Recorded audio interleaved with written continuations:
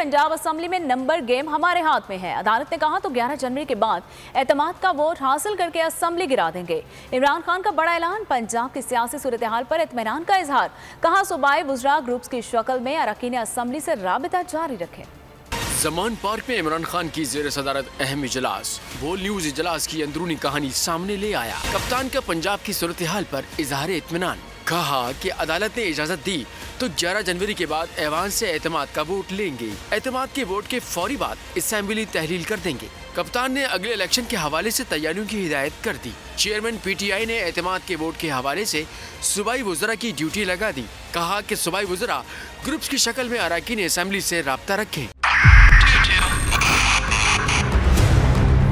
2022 बहुत सारे तोहफे भी देके गया पाकिस्तान की आवाम को। पाकिस्तान की आवाम को एक तोहफा ये दिया कि आवाम को पता चल गया कि पाकिस्तान का मीडिया क्या है। हक और सच का सफर साल 2022 में बोल रहा नंबर 1। हमने बहुत सारे शोज और ट्रांसमिशंस की, पूरा साल मुसलसल जदोजहद में निकल गया कि ये वोट ऑफ कॉन्फिडेंस के पीछे कौन लोग थे।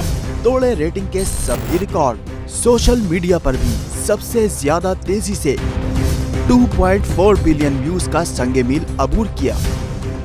एंकर्स को भी आवाम में सबसे ज्यादा मकबूलियत मिली और सोशल मीडिया पर भी बोल रहा सब पर भारी। सब्सक्राइब करें और बेल दबाएं ताकि कोई खबर रह न जाए।